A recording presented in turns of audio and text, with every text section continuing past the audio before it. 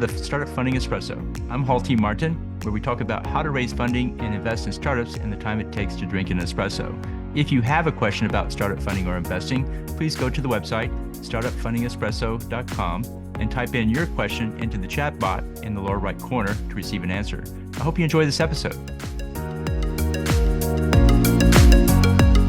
Hello, this is Hall T. Martin with the Startup Funding Espresso, your daily shot at startup funding and investing. The key to a successful pitch is to articulate all the values in the deal. This doesn't mean explaining how the product works in great detail. This also doesn't mean spending half your allotted pitch time trying to convince the audience that diabetes is a problem. It does mean, however, that every value that has come into the startup is noted in the pitch deck with at least a logo or a bullet point. The rule of pitching is if you don't mention it, then it doesn't exist.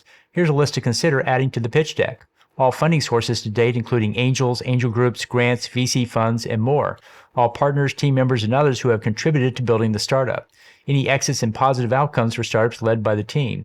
All customers who have bought the product were given feedback. Include a logo for each one somewhere in the pitch deck. Investors look for evidence that investors, customers, and partners are supporting you.